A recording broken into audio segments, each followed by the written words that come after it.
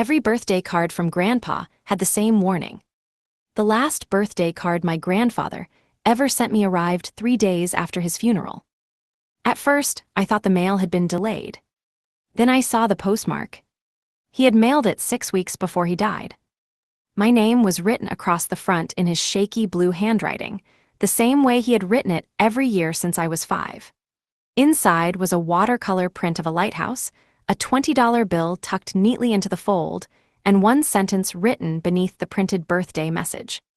The same sentence he had written in every birthday card I could remember. Don't let the quiet one count the candles. I used to think it was one of Grandpa's odd little sayings. He had plenty of them. But that year, sitting alone at my kitchen table with his final card in my hands, I finally noticed something I should have noticed years earlier. The word quiet was underlined. Not heavily. Just once. A thin, careful line. I pulled open the junk drawer where I kept old cards, receipts, keys I no longer recognized, and birthday candles from parties long past. I found 3 of Grandpa's cards. Then 7. Then 12. Every single one had the same sentence. Don't let the quiet one count the candles. And in every single card, one different word was underlined. Quiet. Count. Candles. 1. Let. At first, I told myself I was grieving. Grief makes patterns out of dust. But Grandpa had not been a careless man. He had been a retired accountant who balanced his checkbook to the penny, labeled extension cords by length, and once mailed me a Christmas card in July because he said December mail was for amateurs. He did nothing by accident. So I laid the cards out across my kitchen table in order by year. When I finished, the underlined words formed a sentence. Quiet one took everything, look before candles. I stared at it until the words stopped looking like words. The quiet one. In our family, that had only ever meant one person. My Aunt Ruth. She was my mother's younger sister, the woman who spoke softly, moved carefully, and always looked slightly wounded when anyone questioned her. She had been Grandpa's caregiver for the last 3 years of his life. She had also been the person who told us there was nothing left after he died. No savings. No jewelry. No house equity. Nothing. He spent it on care, Ruth had said after the funeral, dabbing her eyes with a tissue. He didn't want anyone fighting over money. At the time, I believed her. We all did. Because Ruth was quiet. Because Ruth cried without making noise. Because Ruth never seemed strong enough to hurt anyone. I picked up the newest card again. Look before candles. I almost laughed because it made no sense. Then I remembered Grandpa's 85th birthday. The last birthday we had celebrated at his house. Ruth had brought the cake out herself. Chocolate with white frosting. 85 candles would have been ridiculous, so she used 2 number candles instead. 8 and 5. Grandpa had stared at them for a long moment. Then he looked across the table at me and said, "Some numbers are only decorations until you turn them around." Everyone laughed. I didn't. Not because I understood him. Because Ruth stopped smiling. The next morning, I drove to the storage unit Grandpa had paid for years ago. I only knew about it because I had helped him move Christmas bins there when I was 22. Ruth had told us he closed it. But Grandpa had always kept the key taped behind the framed photo of my grandmother in his hallway. After he died, Ruth packed up the house before anyone else could go through it. Still, I had one thing she did not know about. A duplicate key Grandpa gave me when I was in college. For emergencies, he had said. I found it in an old jewelry box under a pile of tangled necklaces. The storage facility clerk checked the unit number and frowned. That unit is still active, she said. My mouth went dry. Under whose name? She turned the screen slightly away from me. I'm not allowed to give out account details. I showed her Grandpa's death certificate. I showed her my ID. I showed her the birthday card, though I knew that proved nothing. She softened. I can't let you in unless you're listed, she said. But I can tell you this. The account was changed 2 years ago. It's not in your grandfather's name anymore. Whose name is it in? She hesitated. Then she said, Ruth Palmer. I sat in my car afterward, with both hands on the steering wheel. Ruth had not closed the unit.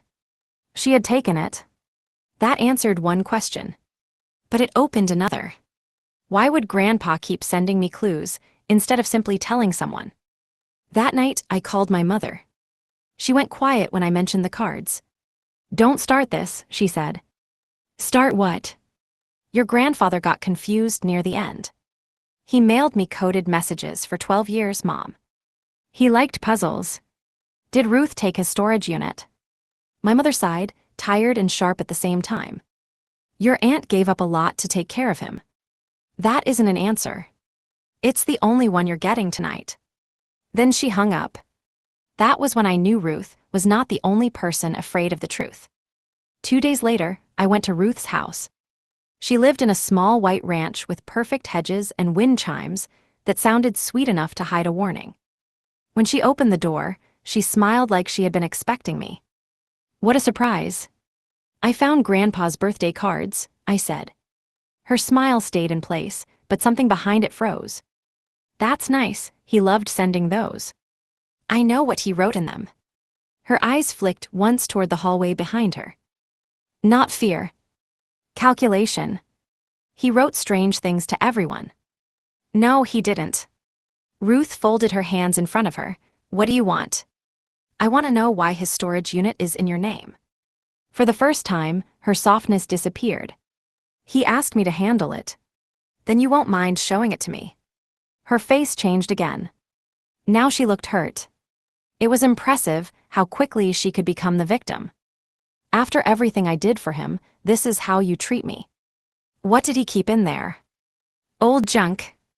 Then show me. No. One word. Cold and clean. Then she closed the door in my face. I stood there for a few seconds, looking at the painted wood. That no told me more than any explanation could have. The next layer came from an envelope Grandpa had hidden inside one of the cards. I almost missed it. The birthday card from my 31st birthday felt thicker than the others. When I held it up to the light, I saw a folded strip tucked behind the glued paper lining. I used a kitchen knife to open the seam. Inside was a photocopy of a bank withdrawal slip. $10,000. The signature looked like Grandpa's. But under the copy, in his handwriting, he had written, I did not sign this. My stomach turned. I went back through the other cards, checking every seam. 5 more had hidden papers. A life insurance change form. A vehicle title transfer. A power of attorney. A handwritten inventory list of jewelry. A receipt from the storage facility. Each one had the same note from Grandpa. I did not sign this. I did not agree. Ask why she needs candles. The word candles again. I spread everything across my table. Candles, birthday candles, number candles, Grandpa's comment about turning numbers around. Then I looked at the photocopied storage receipt. Unit 58. 8 and 5. Turn them around. I drove back to the facility and asked about Unit 85. The clerk looked it up. That one was closed last year. Who closed it? She gave me the same privacy answer as before. But this time, I asked a different question. Was my grandfather ever listed on it? She looked at the screen, then at me. Yes. My heart started pounding. Grandpa had not meant birthday candles. He meant the number candles on his cake. Ruth had moved something from Unit 85 to Unit 58. And Grandpa had watched her do it. I hired an attorney the next morning. Not because I wanted money. Because I finally understood something terrible. Grandpa had known. He had known Ruth was stealing from him. And for some reason, he had believed I was the only person who might eventually listen. The attorney's name was Paulina Reyes, and she had no patience for family politeness. She had power of attorney, she asked. Yes. Who witnessed it? I checked the copy. My chest tightened. My mother. When I confronted Mom again, she cried before I even finished speaking. I didn't know what I was signing. You witnessed a power of attorney giving Ruth control over everything Grandpa owned. She said it was for medical bills. Grandpa wrote that he didn't sign it. Mom covered her mouth. She told me he was getting paranoid. That was the midpoint I did not want. Until then, I had believed Ruth had taken advantage of a sick old man, quietly and alone. But she had not only stolen from Grandpa. She had trained the family to ignore him. Every warning became confusion. Every objection became paranoia. Every strange sentence became one more reason not to listen. And my mother had helped because it was easier than questioning the quiet sister who always seemed hurt. What did Ruth need the money for? I asked. Mom wiped her face. I don't know. But she did. I could hear it in the pause. Mom. She looked down at her hands. Her son owed people money. Ruth's son, Nathan, had always been described as unlucky. Bad jobs. Bad relationships. Bad timing. But nobody ever said the word gambling. Nobody ever said debt. Nobody ever said Ruth had been feeding Grandpa's savings into a hole that never filled. How much? I asked. Mom shook her head. How much? I heard 40,000 at first. At first. She whispered, then more. That answered why Ruth needed money. But it raised the worst question yet. Why had Grandpa not stopped her? The answer came from the nursing facility, where Grandpa had spent his final month. Paulina requested records. Ruth had told us he had gone there because he fell. The records showed something else. Malnutrition. Mismedication. Untreated infection. I read those words 3 times before I understood them. Ruth had not just stolen from him. She had neglected him while telling everyone she was sacrificing her life to care for him. My grief hardened into something colder. I stopped calling Ruth. I stopped arguing with my mother. I let Paulina work. Subpoenas did what family conversations never could. Bank records showed withdrawals Ruth claimed were for Grandpa's care. Storage records showed items moved after his hospital admission. Insurance documents showed beneficiaries changed. And then we found the final piece. The house. Grandpa's house had sold 6 months before he died. Ruth told everyone he wanted to downsize. But the deed transfer showed he had sold it to a limited liability company for $1. That company was owned by Nathan. I sat in Paulina's office, staring at the deed until my eyes blurred. So she stole the house for her son, I said. Paulina's voice was careful. She used your grandfather's name to transfer it. Can we prove he didn't agree? Paulina slid a folder across the desk. Inside was the original deed paperwork. Grandpa's signature was there. And beneath it was another signature. Witnessed by my mother. Again. My mother broke when I showed her. Not cried. Broke. She sat on my couch with the folder in her lap and looked 10 years older than she had the week before. She said Dad wanted Nathan to have something, Mom whispered. She said you were doing fine. She said I had my house, my pension, my life. She said Nathan had nothing. So you signed Grandpa's house away. I didn't understand. Yes, you did. That was the first cruel thing I said to my mother. It was also the first honest thing. She flinched, but I did not take it back. You understood enough to keep it from me. Her eyes filled. I thought if I asked too many questions, Ruth would stop letting me see Dad. The room went still. There it was. The deepest part of Ruth's power. She had not used force. She had used access. She made herself the gatekeeper to Grandpa. If we questioned her, we saw him less. If we trusted her, we got updates. If Grandpa complained, she called it confusion. And one by one, we chose comfort over courage. Except Grandpa never stopped trying. He just stopped speaking plainly. Because plain speech had already failed him. The final reveal came from the storage unit. Paulina got a court order. Ruth fought it for 3 weeks, then suddenly handed over the key. That scared me more than if she had refused. Unit 58 was almost empty. A broken lamp. 2 boxes of Christmas decorations. A cracked mirror. Ruth had cleaned it out. I stood in the concrete hallway while Paulina photographed the shelves. "I'm sorry," she said. "I know you hoped." Wait. In the back corner, behind a stack of flattened boxes, was a small metal tin. It was the kind Grandpa used to keep screws in. Inside were birthday candles. Dozens of them. Numbers. Ones, twos, fives, eights. And beneath them was a flash drive taped to the bottom. My hands shook so badly Paulina had to remove it. The drive held 7 video files. Grandpa had recorded himself at his kitchen table. In the first video, he looked tired but clear-eyed. "If you are watching this," he said, "then I am gone, and Ruth has finally made the mistake of thinking quiet means invisible." I covered my mouse. He explained everything. Ruth had started by asking for small loans for Nathan. Then she asked to help with bills.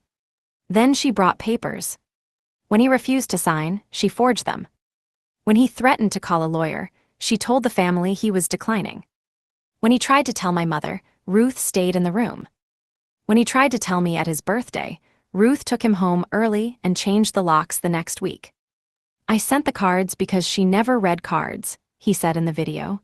"She read bank statements, legal mail, storage notices, but birthday cards, those she thought were harmless." He smiled faintly. "She never understood that harmless things are where old men hide sharp edges." The final video was dated 2 months before his death. He looked thinner. His voice was weaker.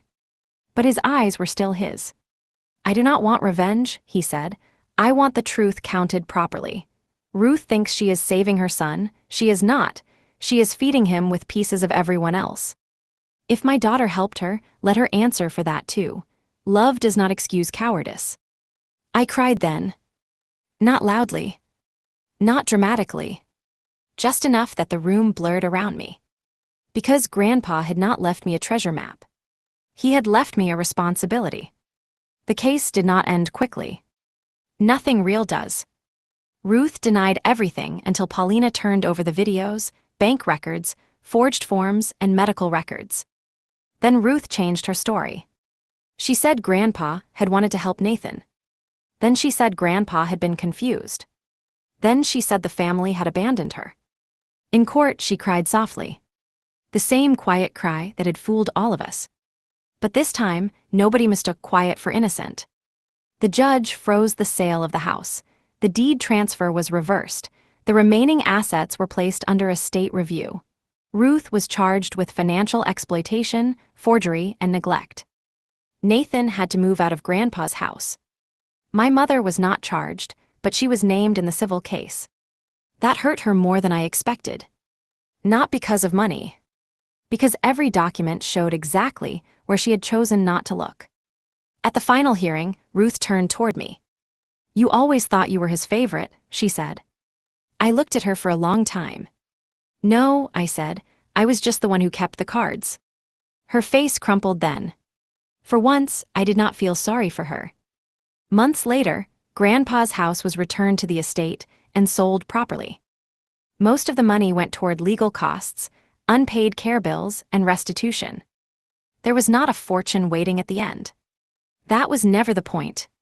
The point was that Ruth did not get to rewrite him as confused. She did not get to turn theft into sacrifice.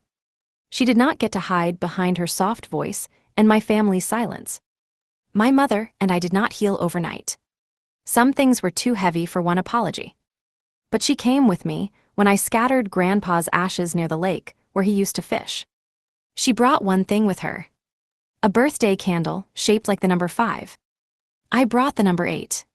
We set them on the dock between us. For a while, neither of us spoke. Then Mom said, "He tried to tell us." "Yes," I said. "And we didn't listen." I looked out at the water. "No, we didn't."